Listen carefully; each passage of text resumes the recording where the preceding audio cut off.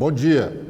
Estamos iniciando agora o nosso primeiro bloco de notícias da manhã deste sábado, dizendo que em 2021 a Constituição da República Brasileira, a Constituição do Brasil, foi alterada para que algumas mudanças ocorressem nas eleições municipais deste ano. E uma dessas mudanças foi que, no dia da eleição, em todos os municípios brasileiros, mais de 5.500 municípios brasileiros, em cada um deles pode acontecer um plebiscito. O plebiscito é um instrumento que consolida, de fato, a democracia, que faz com que o cidadão participe realmente da administração do seu país. O plebiscito, com a instituição do plebiscito, você responde se quer ou não alguma ação pública. Pois bem, no dia 6 de outubro, que é o dia da votação, os brasileiros poderão decidir sobre os mais variados assuntos. Cada município pode ter um assunto de interesse local a ser definido no plebiscito. Os tribunais regionais eleitorais terão que estar capacitados para a realização desses plebiscitos. Para que ele ocorra, as câmaras municipais dos municípios, por exemplo, o município de Fortaleza quer que a população decida sobre determinada coisa. A Câmara Municipal, até o dia 6 de julho, 90 dias antes da votação, que será no dia 6 de outubro, a Câmara Municipal terá que decidir que assunto será questionado com a sociedade. Um município, por exemplo, como Juazeiro do Norte, a Câmara Municipal pode decidir até o dia 6 de julho se a Justiça Eleitoral deve perguntar aos moradores de Juazeiro se eles querem mudar o nome da cidade. Já se falou muito em mudar o nome de Juazeiro para Juazeiro do Padre Cícero.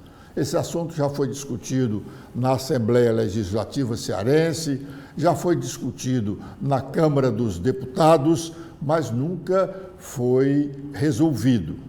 Agora, se a Câmara Municipal de Juazeiro do Norte entender de pedir ao Tribunal Regional Eleitoral que no dia da votação pergunte aos eleitores de Juazeiro do Norte se eles querem que o município continue sendo chamado de Juazeiro do Norte ou Juazeiro do Padre Cícero, o Tribunal Regional Eleitoral vai incluir na urna eletrônica essa indagação. Além de estar na urna eletrônica os nomes dos candidatos a prefeito e a vereadores de Juazeiro, o tribunal vai fazer essa indagação. Se você quer ou não mudar o nome da cidade de Juazeiro do Norte para Juazeiro do Padre Cícero. Esse é um exemplo específico, mas qualquer município pode ter a sua indagação. Qualquer município pode ter a sua indagação. E a Justiça Eleitoral terá que estar preparada para fazer este plebiscito. Pouca gente está sabendo realmente de que isso poderá acontecer, porque até aqui, embora a emenda constitucional seja de 2021, ela alterou o artigo 14 da Constituição Federal para incluir o parágrafo 12. O que diz o parágrafo 12 do artigo 14 da Constituição Federal? Diz o seguinte: serão realizadas concomitantemente às eleições municipais, às consultas populares sobre questões locais, aprovadas pelas câmaras municipais e encaminhadas à Justiça Eleitoral até 90 dias antes da data das eleições, observados os limites operacionais relativos ao número de quesitos. O que significa dizer que você não vai poder fazer 10 perguntas, você pode fazer uma. Você quer mudar ou não o nome da cidade de Juazeiro do Norte para Juazeiro do Padre Cícero? Aí o eleitor responde sim ou não. Um outro município qualquer pode estabelecer uma outra novidade, mudar o nome do município? Pode. Canindé, por exemplo, em vez de São Francisco, pode ser apenas Canindé, ou São Francisco de Assis, ou São Francisco, qualquer um nome. A Câmara Municipal tem autoridade para encaminhar ao TRE, Tribunal Regional Eleitoral, esta indagação, qualquer deles. E isso em todo o Brasil, nos mais de 5.500 municípios. Cada um pode ter o seu plebiscito próprio. Já tivemos municípios, um município de Minas Gerais que resolveu indagar dos eleitores da cidade se eles queriam mudar ou manter a atual bandeira que identifica o município. Essa novidade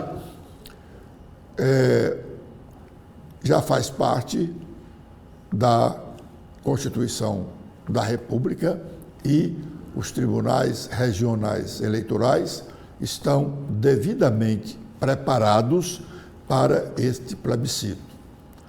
Além de ser uma grande novidade para o dia da votação, essa introdução do plebiscito vai fazer com que nós, brasileiros, fiquemos mais habituados com realização de plebiscitos. O plebiscito existe na Constituição do Brasil desde 1988. Pouquíssimos foram realizados. A partir de agora, muitos poderão ser realizados. Teve uma época aqui no Ceará que a Assembleia quis fazer um plebiscito para criar novos municípios, mas aí não podia fazer porque a legislação federal determinava que criação de novos municípios dependeria de uma legislação federal. E também porque o custo do plebiscito seria muito elevado e a Justiça Eleitoral não tinha o dinheiro para fazer o plebiscito. E a Assembleia também não tinha o dinheiro. Por isso, não foi feito o plebiscito para saber se os cearenses queríamos que tivéssemos novos municípios ou não. Os vereadores de oposição em Fortaleza estão preparando uma ação vão recorrer à Justiça, contra a decisão do presidente da Câmara Municipal, vereador Gardel Rolim, que autorizou a instalação de 3 comissões parlamentares de inquérito.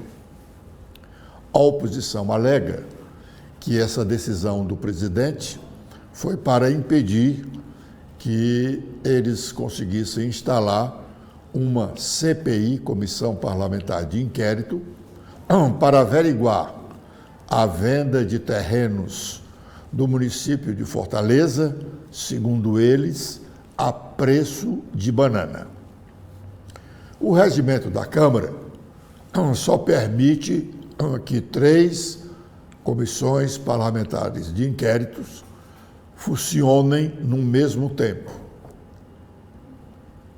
Eles alegam que uma dessas 3 comissões autorizadas a funcionar está em situação irregular, porque um dos vereadores que assinou o pedido de CPI hoje não está no exercício parlamentar. Como não está, a assinatura dele não seria válida no entender dos vereadores de oposição. Na verdade, não me interessa à base do prefeito Sarto a instalação dessa CPI da venda dos terrenos, porque ela realmente pode apontar para algumas irregularidades e essa discussão, no momento atual, no período eleitoral, ela poderia ser ou poderá ser muito danosa à campanha de reeleição do prefeito. Esse movimento dos vereadores de oposição contra a venda de terrenos da prefeitura vem desde o começo do ano. No dia 29 de fevereiro deste ano, o vereador Gabriel Aguiar encaminhou esse documento à Procuradoria-Geral de Justiça. Aqui ele denuncia o que ele diz ser algumas irregularidades com a venda de terrenos do município de Fortaleza. E a principal delas é o valor. Ele aponta valores díspares para vários terrenos. Ele começa citando aqui, é um projeto de lei de desafetação, é uma medida que o prefeito, o administrador, pede à Câmara Municipal autorização para vender ou ceder um determinado terreno para uma outra finalidade. Em 2021, um projeto de lei desafetou um terreno no bairro Cambeba. Diz o vereador Gabriel Aguiar que o metro quadrado de terreno no bairro Cambeba custa R$ 4.893 o metro quadrado. R$ 4.893. E, segundo ele, a prefeitura vendeu um terreno dela lá no Cambeba ao preço de R$ 757 o metro quadrado. Uma diferença, segundo ele, de R$ 4.135 por metro quadrado. Diz ele que nessa transação a prefeitura deixou de arrecadar R$ 2.300.000 só na venda desse terreno. Mais à frente, ele cita vários outros terrenos e mostra os preços no bairro Farias Brito, na Messejana, Cambeba novamente, Sapiranga, Presidente Kennedy, Aracapé, de Lourdes, Praia do Futuro, Meireles, Castelão. Então, ele cita os vários terrenos, para ao final dizer que a prefeitura teve um prejuízo significativo com esses preços pelos quais vendeu esses terrenos. O Ministério Público recebeu esse documento em 29 de fevereiro de 2024. ainda não deu qualquer resposta ao vereador. Ele está formando uma comissão de vereadores para ir ao Ministério Público Estadual no início da próxima semana, reclamar uma resposta para a denúncia que fizeram. Acho difícil o Ministério Público dar essa resposta agora, porque ele parece ser muito lento para o exame de questões relativas ao poder público, sobretudo o estadual. Como a questão aqui é municipal, pode até ser que ele tire esse documento da gaveta. O certo é que os vereadores vão insistir na CPI e a CPI não é do agrado do senhor prefeito, notadamente neste período de eleição. Nós já dissemos aqui neste espaço que a deputada federal Luiziane Lins deixou de lado essa questão de Fortaleza. Ela queria ser candidata a prefeita de Fortaleza, mas acabou sendo derrotada nas votações que aconteceram entre os filiados do partido. Na primeira votação, no dia 7 de abril, quando foram apresentadas 4 chapas de delegados, ela foi a vencedora.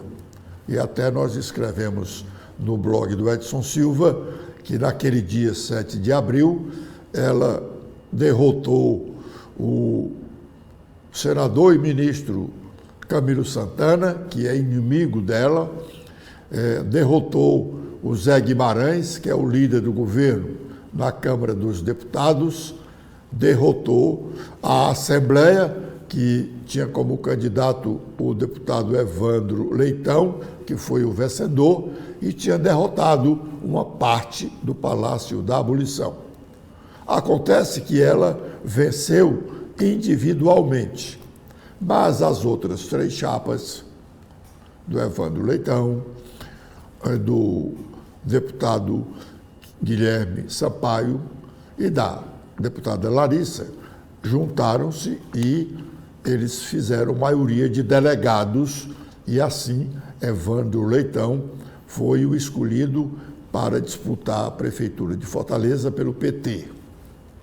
Ela não gostou, disse que a partir de agora o partido dela, o PT dela era o PT da esquerda, ela não concordava com este outro PT que escolheu o Evandro Leitão e foi para Caucaia, onde o primeiro amigo dela, o Valdemir Catânio, que foi secretário dela nos 8 anos em que ela governou Fortaleza e é o seu principal articulador político, é candidato a prefeito.